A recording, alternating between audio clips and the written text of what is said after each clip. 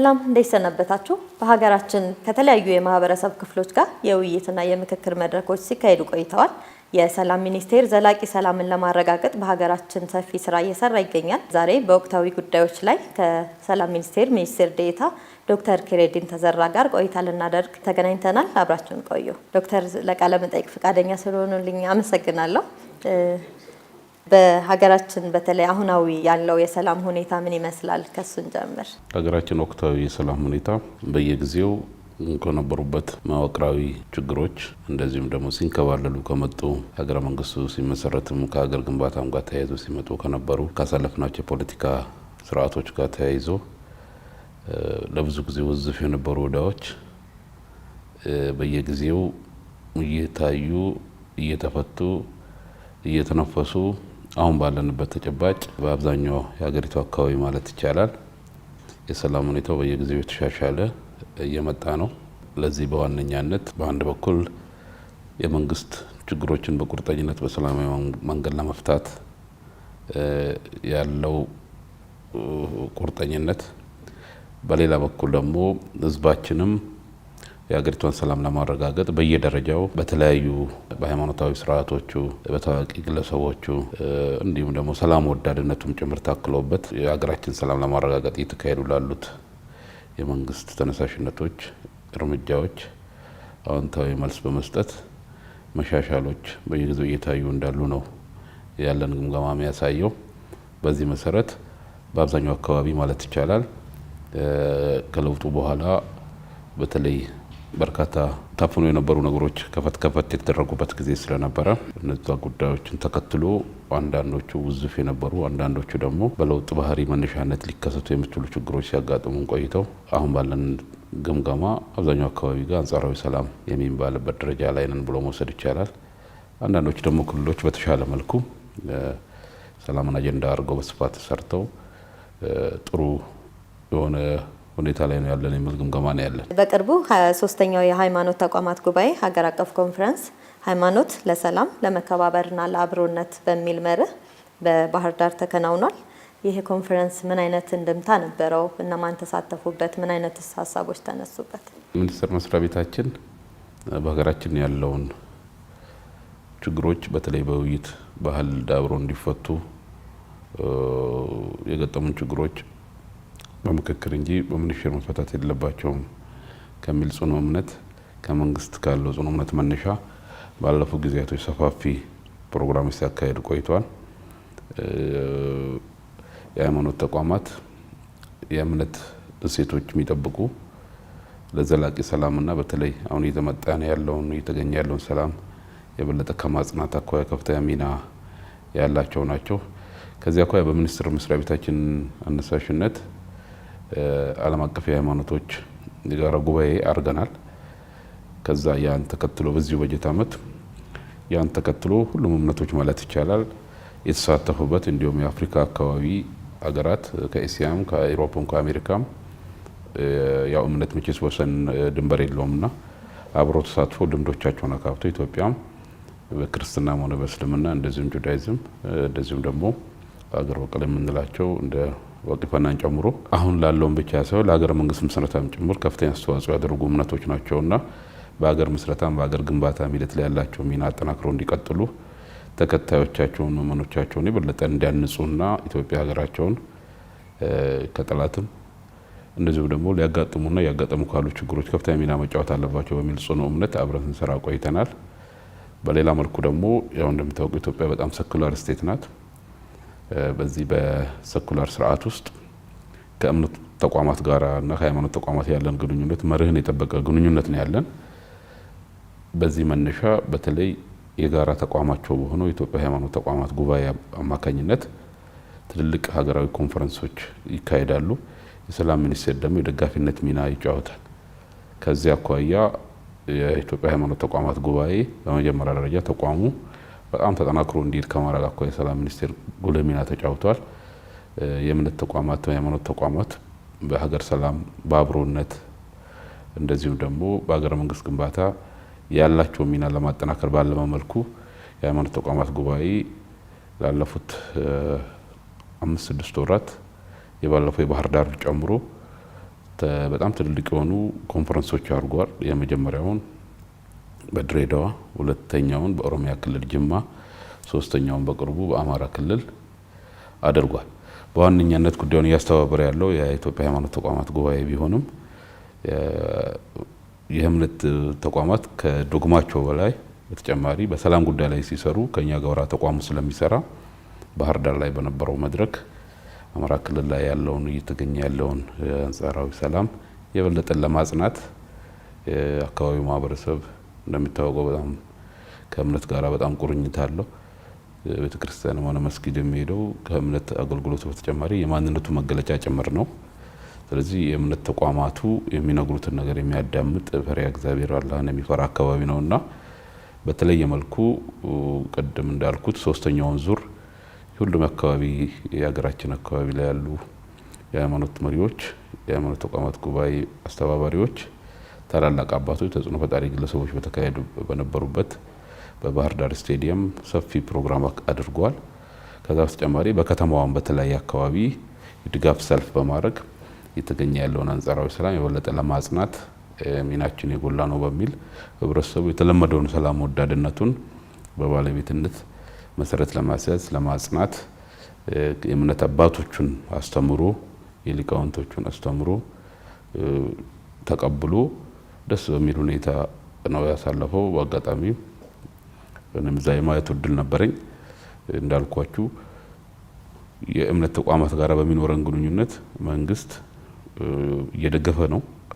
ተቋማቱ እንዲጠናከሩ ከለውጡ በኋላ ክቡር ጠቅላይ ሚኒስትሩ በኢትዮጵያ ኦርቶዶክስ ተዋሕዶ አባቶች መካከል የነበረውን አባቶች ለማገናኘት ትልቅ ስራ ሰርተዋል። በኢትዮጵያ እስልምና ጉዳዮች ጠቅላይ ምክር ቤትም የነበሩት አባቶች መካከል ያለው ልዩነት አጥበው ወደ አንድ ተቋማቸው እንዲሄዱና መንግስትም ደግሞ እንደ መንግስት ተቋሙ ለረጅም ጊዜ የነበረውን በአዋጅ የመቋቋም ፍላጎት ህጋዊ ስርዓቱን ጠብቆ እንዲሄድ ከማድረግ አኳያ ሰፊ ስራ ሰርቷል። በኢትዮጵያ ሃይማኖት ተቋማት በኢትዮጵያ ወንጌላውያን አማኞች ካውንስልም በኩል እነዚህ ወንጌላውያን አማኞች በኢትዮጵያ ታሪክ ውስጥ ኢትዮጵያ ውስጥ የሚገባቸውን ያላገኙ በሰፊ ጊዜ ነበረ። የለውጡን ጊዜ ተከትሎ የህዝቦችን ጥያቄ ለመመለስ በተካሄደው ሰፊ ርቀት እነሱም በአዋጅ ተቋቁመው ሄደዋል። አድቬንቲስትም የካቶሊክንም ጥያቄ እንደዛው እና እነዚህ ተቋሞች በተቋማቸው በኩል የበለጠ እንዲጠናከሩ ከማድረግ አኳያ የሰራውን ስራ ስናይ የእምነት ተቋማት ያላቸውን አቅም መገንዘብ፣ ነገር ግን ደግሞ ነጻነታቸውን ጠብቀው ነጻነታቸውን እያስተዳደሩ በአግባቡ እንዲሄድ ካረግናቸው ስራዎች አኳያ በመንግስት ካለው ቁርጠኝነት የባለፈው የባህር ዳሩም የዚህ አንዱ ተከታይ አድርጎ መውሰድ ይቻላል። በባለቤትነት የኢትዮጵያ ሃይማኖት ተቋማት ጉባኤ ቢያካሄደውም እንደ ሰላም ሚኒስቴር ግን ከነዚህ ተቋማት ጋር ያለን ግንኙነት በሰላም በአብሮነት ላይ ያለን ስለሆነ እዛም የተካሄደው ስራ አሁን እየመጣ ያለውን በሀገሬ እየመጣ ያለውን የሰላም አንጻራዊ ሰላም የበለጠ ለማጽናት በዋነኛነት ከፍተኛ ሚና ይጫወታሉ ብለን የለየናቸው ተቋማት ስለሆኑ ያው በጥናት ባይረጋገጥም ከ90 ምናምን በመቶ በላይ የእምነት ሰው ነው ተብሎ የሚባልበት አካባቢ ያንን ነፍስ አባቱን ሰው ያዳምጣል፣ ክርስትና አባቱን ሰው ያዳምጣል፣ ሼኩን ያዳምጣል፣ ፓስተሩን ያዳምጣል ህዝባችን። ስለዚህ ከዚህ አኳያ የሰላም ጉዳይ ሁለት አካላት ጥምር ስለሆነ ሁላችንም አስተዋጽኦ ማድረግ ስላለበት በተለይ እንደዚህ የተገኙትን ሰላም ከማጽናት አኳያ ሀገራዊ ፍላጎት ብልጽግና ከማረጋገጥ አኳያ ያላቸው ሚና እንዲጫወቱ ከማድረግ አኳያ የባህር ዳሩ መድረክ ሆነ ከዛም በፊት የተካሄዱ መድረኮች ከዚህም በኋላ የምናረጋቸው ግንኙነቶች በዚህ አጠቃላይ ፍሬምወርክ ውስጥ የሚታዩ ናቸው ብሎ መውሰድ ይቻላል። የባህር ዳሩ ኮንፈረንስ ከተካሄደ በኋላ የሀረሪ ክልል ደግሞ የሰላም ዋንጫውን ተቀብሏል። በቀጣይ ኮንፈረንሱን ለማካሄድ ሐምሌ ወር ላይ ይካሄዳል ተብሎ ነው የሚጠበቀው። ይሄ ኮንፈረንስ ማህበረሰብን ከማህበረሰብ ጋር ከማቀራረብ አንጻር ከዚህ ኮንፈረንስ በተጨማሪ የሰላም ሚኒስቴር ከተለያዩ የማህበረሰብ ክፍሎች ጋር ውይይት ሲያደርግ ቆይቷል። በውይይቶችም ስኬቶች ተመዝግበዋል። በሀገራዊ ምክክር ኮሚሽን ደግሞ የምክክር መድረኮች አሉ። እነዚህ መድረኮች በተለይ የጋራ ችግርን ከመፍታት አንጻር መፍትሄ ከመፈለግ ዘላቂ ሰላምን ከማረጋገጥ አንጻር ምን አይነት ሚና ይኖራቸዋል? የሰላም ሚኒስቴር ከሰጡት ስራዎች ውስጥ በአዋጅ ከሰጡት ተግባራት ውስጥ አንዱ የውይይት ባህል እንዲዳብር ማድረግ ነው። ከዚያ አኳያ እኛ የማህበረሰብ ተኮር ውይይት አለን።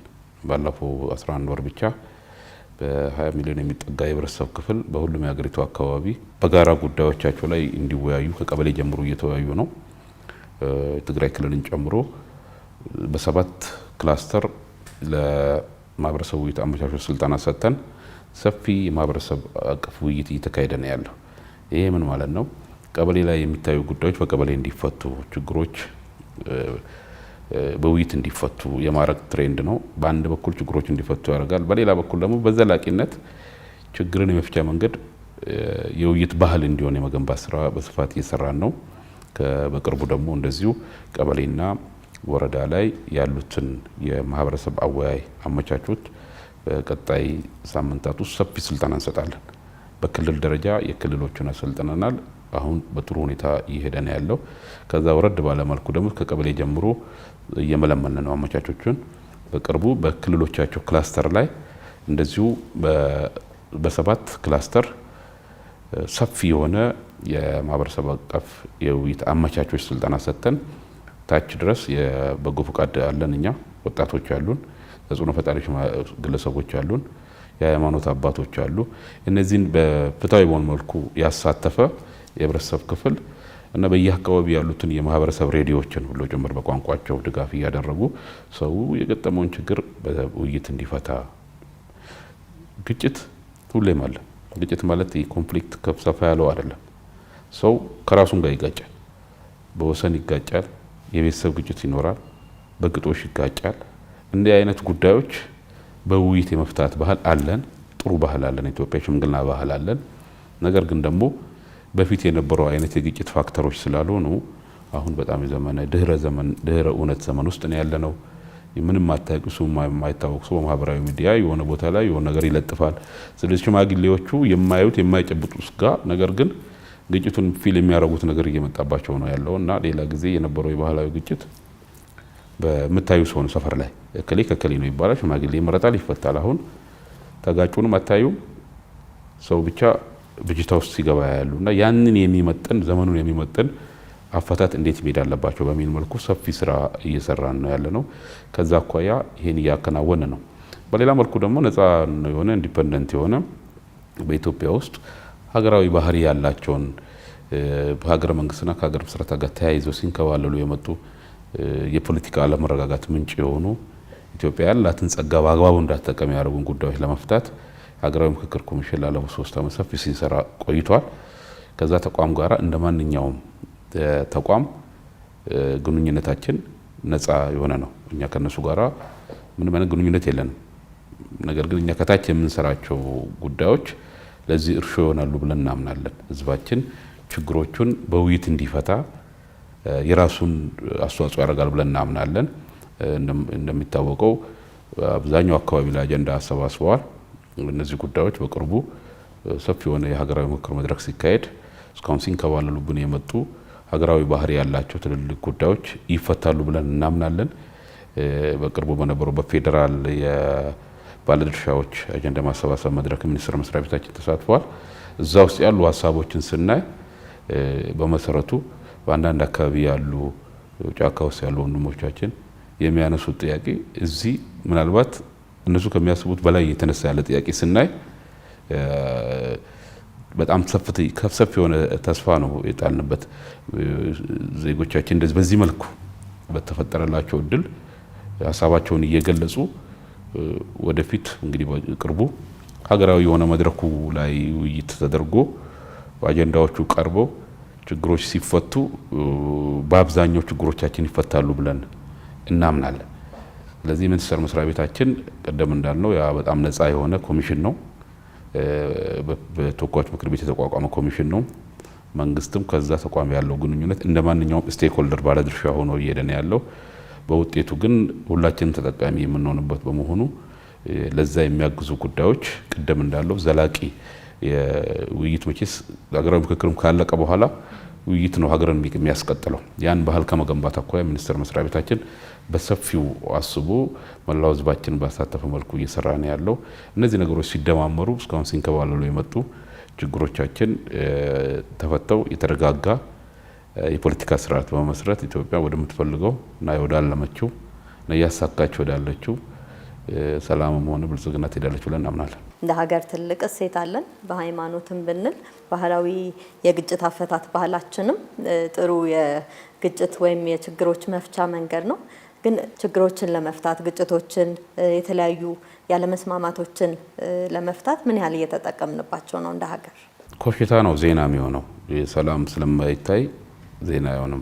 በአብዛኛው አካባቢ አሁን ለተገኘው አንጻራዊ ሰላም ጸጥታው መዋቅር የሰራው እንደተጠበቀ ሆኖ እነዚህ እሴቶች ናቸው ኢትዮጵያን ሪዚሊየንት ያደረጓት። እነዚህ ተቋማትም ናቸው ተናበው ነው የሚሰሩት። የህብረተሰብና የጸጥታና የደህንነት ተቋማት ትብብር ነው ይህን ያህል ትልቅ ሀገር ከ120 ሚሊዮን በላይ የሆነ ሀገርና እዚህ ያልተረጋጋ ቀጠና ላይ ከውጭ የሚመጣበትን አጀንዳ ሁሉ ተቋቁሞ እንዲሄድ ከማድረግ አኳያ ጽናትን በማስተማር ችግሮች ባሉበት እንዲፈቱ በማድረግ እየሰሩ ያሉት ሚና በጣም የሚደነቅ ነው። ከዚህ አኳያ ሁሉም አካባቢ ላይ ቢያንስ በእኛ ተቋም ጥናት አሁን ባለን ተጨባጭ ወደ 72 አካባቢ የግጭት አፈታት ጥናት አጥንተናል። ነገር ግን በርካታ ብሔረሰብ አለ። ቢያንስ በፌዴሬሽን ምክር ቤት እንደሚገለጸው ወደ 76 ብሔር ብሔረሰቦች ያሉበት ሀገር ነው። 76ቱም ጋር አለ ይሄ። አንዱ ሽምግልና ይለዋል፣ አንዱ ሴራ ይለዋል፣ አንዱ ሄር ይለዋል፣ አንዱ መዳአ ይለዋል። ሁሉም ጋር አለ እና ልክ እንደ ኦክሲጅን ነው ይሉታል እንደ ሪቻርድ ባንክረስት ያሉ በዚህ ዙሪያ ላይ የሰሩት ጥናት ማለት ነው። ኦክሲጅን የትም እንደምታገኘው በኢትዮጵያ ውስጥ የኢትዮጵያ መገለጫ ጭምር ናቸው። ወጥ የሆነ የፍርድ ቤት ስርዓት ብቻ ይሆን ነበር አድዋን የመሰሉ ታሪክ ባይኖረን ማለት ነው። እና ኢትዮጵያ የምንለው የኢትዮጵያ የቡራቡሬነት የብዝሃነት ማሳያም ጭምር ናቸው። ስለዚህ በጣም ስራ እየሰሩ ያሉ ተቋማት ናቸው። ወሰን የተሻገሩ ጉዳዮችም የሚያዩበት ጠንካራ ተቋማት ናቸው። ከዚያ እኮ ህገ መንግስቱ እውቅና ሰጥቷቸዋል። አንዳንድ ክልሎች ደግሞ ኦሮሚያ ላይ ብትሄጂ ሙርቲ አዳ ይሉታል። ሶማሌ ክልልን ብትሄጂ በፓርላማቸው ጨረስ ወደ እውቅና ያለው ነው። ማዕከላዊ ኢትዮጵያ ክልልን በቅርቡ ሲቋቋም አይተናል። የተለያዩ ሀገራችን አካባቢ ላይ ከፍ ባለ ደረጃ በክልል ደረጃ ጉዳዮቻቸውን እንዲፈቱ እውቅና የመስጠት ጉዳይ አለ። ስለዚህ እነዚህ ተቋማት እየሰሩ ላሉ ስራ መንግስት ከህገ መንግስቱም በሚመነጩ ነገር ግን ደግሞ አንዳንዴም ከሚናቸውም በመነጨ ካላቸው ቦታ ከመስጠት አኳያ በተለይ ከቅርብ ጊዜ ወዲህ ከለውጡ በኋላ ሀገር በቀል ጉዳዮችን ትኩረት የመስጠት ነገር አለ። በኢኮኖሚ ብቻ ሳይሆን በሁሉም ጉዳዮቻችን ሀገራዊ፣ ማህበራዊ፣ ባህላዊ ድል ሀብቶቻችንን ወደፊት ለማምጣት በመንግስት በልዩ ሁኔታ የተሰራ ነው። ክቡር ጠቅላይ ሚኒስትሩ በተደጋጋሚ ያነሱታል። ኢትዮጵያ ውስጣዊ ያላት አቅሟ ኢምፖርት ሳታረግ የራሷን ችግር በራሷ የመፍታት አቅም አላት። ከዛ በመነጨ ሰፋፊ ስራዎች ሰርተዋል። እኛም ሚኒስቴር መስሪያ ቤታችንም የሚቀጥለው ሳምንት በመላው ሀገሪቷ የተወጣጡ ወደ 200 የሚጠጉ የሁሉንም ብሔረሰብ የሚወክሉ እንደዚህ የግጭት አፈታት ላይ ያሉ ሰዎች እዚሁ እናገኛቸዋለን። በቅርቡ ይገባሉ። ስለዚህ በየአካባቢያቸው ያላቸውን ጉዳይ ሳይሆን እንደ ሀገርም ያላቸው ሚና በጋራ የሚወያዩበት ፕላትፎርም ፈጥረናል። ወደፊት ደግሞ እየሄዱ እየተወያዩ የጋራ ተቋም መስረት ካስፈለጋቸው የነሱ ነው። ግን በዋነኛነት በየአካባቢያቸው ያላቸውን ችግር እንዴት ፈቱ፣ የአንዳቸው ልምድ እንዴት ነው፣ እንዴት አድርገው ለሀገር ግንባታ ሚናቸው ከአካባቢ ግጭት በዘለለ እንዴት ለሀገር ሚና መጫወት አለባቸው። ሀገር ከሚባለው አጠቃላይ ፍሬምወርክ ጋር የጋራ ሀገር ከመገንባት አኳያ ስራቸው በሰፈራቸው ሳይሆን ስራቸው በሀገራቸው ነው። ለጋራ በጋራ ቤታቸው ለጋራ የጋራ ቤታቸውን እየገነቡ እየፈቱ እንዳለ እንዲገነዘቡና አብረው ሲገናኙ የማይነጣጠሉ ይልቁንም ሁላቸውም በሁሉም ቤት እንዳሉ እድል ይሰጣል ብለን እናምናለን። ላለፉት ጊዜያቶች ሚኒስቴር መስሪያ ቤታችን በአብዛኛው ክልል አካባቢ የሀገር ሽማግሌዎች ጋር ውይይት ሲያደርግ እኔ የአማራን ኬዝ ማወቅ አለብኝ፣ እንዴት መርዳት አለብኝ፣ እንዴት እኔ የኦሮሞን ኬዝ የኦሮሞ ደግሞ የትግራዋዩን፣ የስልጤው የጉራጌውን፣ ጉራጌው የሀዲያውን፣ ሀዲያው የከምባታውን፣ የሀላባውን፣ የቀቤናውን፣ የኑዌሩን፣ የቤንሻንጉሉን የሁሉም ኬዝ በሚገርም ሁኔታ አኝዋው የሶማሌን ኬዝ ማወቅ አለብኝ ብሎ ይጠይቀናል። ስለዚህ ይሄን ነገር እድል መፍጠር አለብን ብለን በቀጣይ ሳምንት በጋራ ስናገናኛቸው በቤታቸው ስለ ሀገራቸው በጋራ ሲገናኙ የስምና የቮካብራሪ ለውጥ ካልሆነ በስተቀር ሁላቸውም ተመሳሳይ ሚና ውስጥና ተመሳሳይ ባቡር ውስጥና ስራ ውስጥ እንዳሉ ይረዳሉ ብለን እናምናለን። ይሄ ሀገራችን ያላትን እምቅ እና ፖቴንሻሊ እና በተጨባጭም እየሰሩ ያሉ ማህበራዊ ባህላዊ ሀብቶቻችንን የበለጠ ለማሳደግና ተቋማዊ አቅማቸውን ለማጠናከር እድል ይፈጥረናል ብለን እናምናለን። በዛ መሰረት እየሰራ ነው። የሰላም ሚኒስቴር ከሚያከናውናቸው ተግባራት መካከል አንዱ እና ትልቁ በተለይ ሀገር አቀፍ ንቅናቄ ከተደረገበት ውስጥ የበጎ ፍቃድ አገልግሎት አንዱ ነው። 13ኛ ዙር ሊካሄድ በጎ ፍቃደኛ ወጣቶች ስልጠና ወስደው ተመርቀዋል። በቀጣይ በጎነት ለአብሮነት በሚል አገልግሎት ለመስጠት በጎ ፍቃደኛ ወጣቶች ሊሰማሩ እንደሆነ መረጃው አለን እና ክረምትም ሲመጣ ብዙ ጊዜ በጎ ፍቃድ አገልግሎት ይታወቃል። በቀጣይ ምን አይነት ስራዎች ይጠበቃሉ?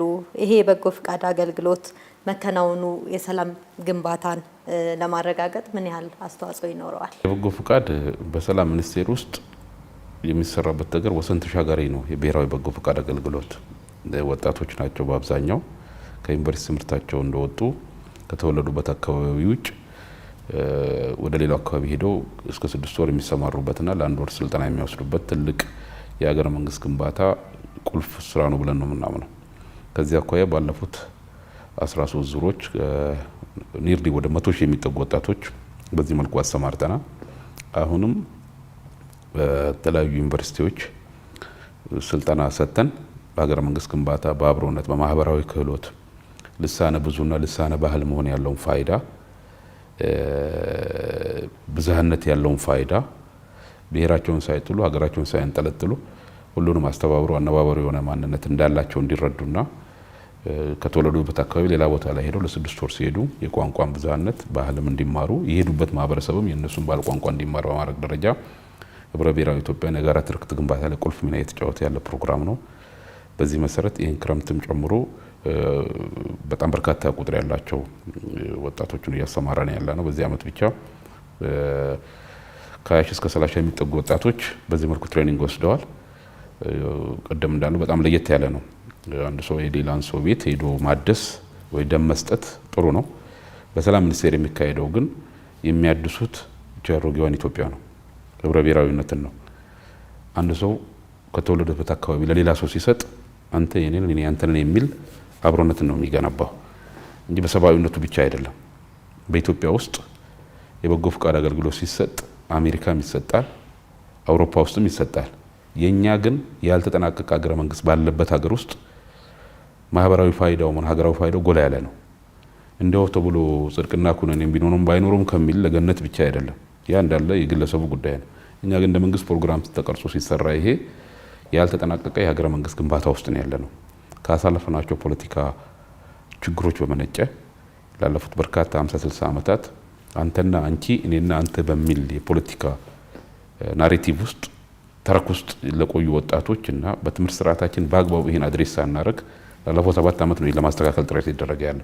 ስለዚህ ወጣቶች ሌላኛውን በሌላ አንግል በሚል በሚያዩበት አንግል ውስጥ የሚደረግ የበጎ ፍቃድ አገልግሎት እንዲያው የእንትናን ምናምን ላርግለት ከሚል ሳይሆን ይሄንን በሚጠግንና ይሄን በሚያክም መልኩ ነው ታስቦ ይሰራ ያለው። ለዛም ነው ከመሪ ቃላችን በጎነት ለአብሮነት ነው። እኛ ለአብሮነታችን የምንገነባበት ነው። አንድ ሰው ከራሱ አካባቢ ወጥቶ ሌላ ቦታ ያረገን ሰው አይደለም ድንጋይ ሊወረውር ወይም ደግሞ መጥፎ ሊያነሳው ሊያማውም አይመቸውም። በሌላ መልኩ አንድ አማራ አካባቢ ላይ ተወደደ ወጣት ማዕከላዊ ኢትዮጵያ ቢሄድ ወይ ደቡብ ቢሄድ ወይ ደግሞ ደቡብ ምዕራብ ቢሄድ ሀረሪ ቢሄድ በዚህ ሀገረ መንግስት ውስጥ ራሱን ሌላ ቦታ ያያል። አሁን በተባለው ወሰን ውስጥ ያለ ማንነት ወይም አማራ ወይም ኦሮሞ፣ ትግራዊ ማንነት ብቻ ሳይሆን ከየክልሎቻቸው ውጭ የኔ የሚሉትም ህዝብ አለ፣ በፍቅር ይኖራል።